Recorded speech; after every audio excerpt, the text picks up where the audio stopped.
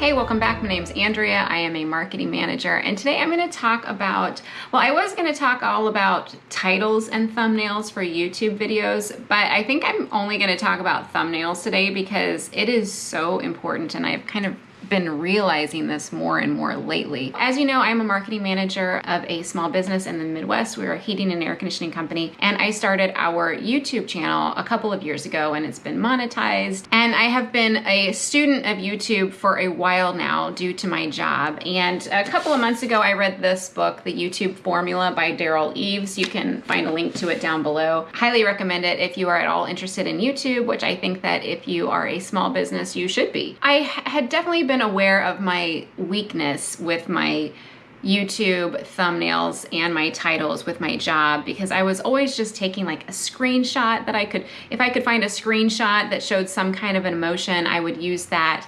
But I wasn't taking like a specific photo for a video. And this book really just slapped me in the face on how wrong that is. Since reading that book, I have been experimenting a lot with my thumbnails on this channel and on my other channel to see if it makes a difference. And it really, really does. So I'm just going to share with you today kind of the Cliff Notes version of everything that I've learned recently involving thumbnails for your videos. And probably the best piece of advice that I can give you is that before you even record your video, to know what your thumbnail is going to be. It's that important, because if somebody doesn't click on that thumbnail, it doesn't matter how great the content is in the video. It's actually the most important piece before even you make the video. Now, the book goes as far to recommend testing, like A/B testing different thumbnails in something like YouTube engagement ads and seeing which one performs best. People like me don't have that kind of time or money, okay? But you can sort of do the same thing. You can test out different thumbnails using other social media platforms like Facebook. I personally am in a Women of YouTube Facebook group, and people are often posting different thumbnail options there, just asking for advice. Which one would you click on? That, I think, is at least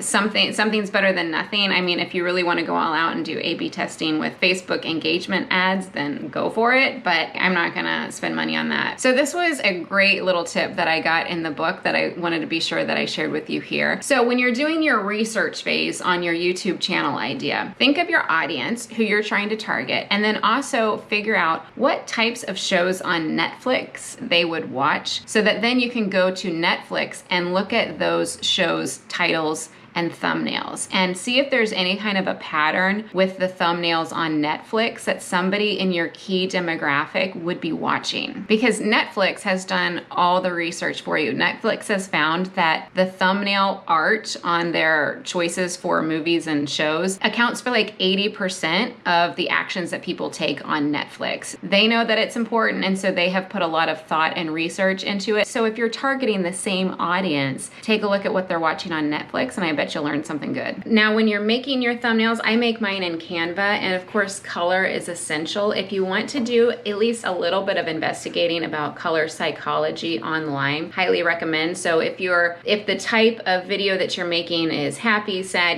based on those emotions, maybe look up online what types of colors correspond with those emotions, and then do contrasting colors on your thumbnail. So contrasting colors would be what's opposite of each other on the color wheel. Popping out those colors on your thumbnail might be a great idea and motivate more people to click on your thumbnail. According to research, the best thumbnails have both an object and a person, and the person will be displaying some kind of extreme emotion. The thumbnail basically needs to be able to share a story without any words. So if you need to use like arrows or action, think the yes check mark and the no X, or the before and after. Those are thumbnails that share a story, and those are the ones that are likely to get more clicks. And a super tip from the YouTube Formula book that I recently read was what he will do, which is pretty extreme, but it's a great idea. You're researching a video idea and you want to target a certain keyword. Run that keyword in YouTube and take a screenshot of all the videos that pop up in the search results. Then paste your thumbnail, your proposed thumbnail, within those and see how it stacks up. Would you click on it? Is your thumbnail more engaging than the other ones that are on that list? And if it's not,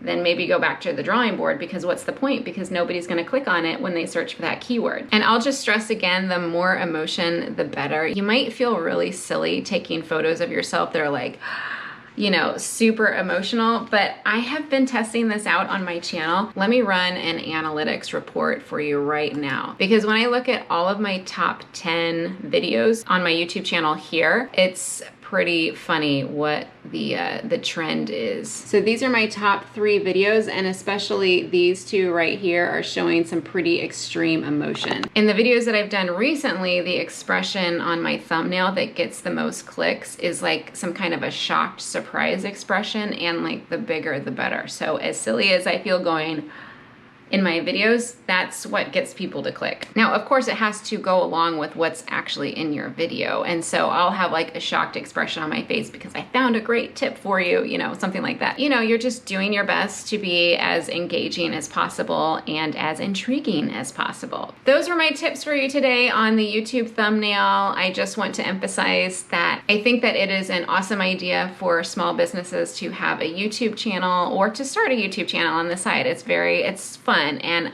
I enjoy studying YouTube, so I wanted to share what I've been learning with you here.